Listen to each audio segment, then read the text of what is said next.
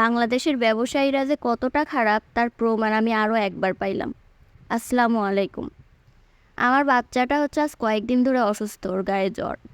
তো কাঁঠাল খাইতে চাইছে। আর এই কাঁঠালটা ও ঈদের দিন থেকে খাইতে চাইতেছে। রোজার ঈদের দিন থেকে আমরা চিড়িয়াখানায় বেড়াইতে গেছিলাম। তো ওখানে গাছে ওই কাঁঠালগুলো দেখে ও বারবার ওর মামারে বলতেছিল যে মামা কাঁঠাল খাবো, কাঁঠাল খাবো। তো অসুস্থ দেখে ওর আব্বু ওর জন্য কাঁঠাল নিয়ে আসছে। তো কাঁঠালটা আনার পরে আমি কাল রাত্রে অল্প একটু গাড়িটা দেখছিলাম যে কী অবস্থা। তো আমি ওর আব্বুরে বলতেছি যে কাঁঠাল তো পাকাও না কাঁচাও না, এরকম কেন? তো বলতেছে তাহলে রাইখা দাও, দেখো সকালে কী অবস্থা। সকালে উঠে দেখি কাঁঠালের এক পাশ পয়সা গেছে।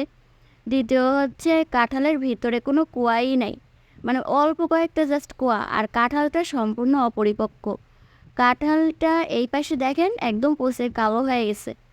আর কাঁঠালের সম্পূর্ণটা আঁশ দিয়ে ভরা, কি বলবো, আমি ভাষা হারাই ফেলছি কাঁঠালটা দেখার পর। অথচ ছেলে তো আমার সকালবেলা উঠে বলতেছে আম্মা কাঁঠাল খাবো, কাঁঠাল খাবো।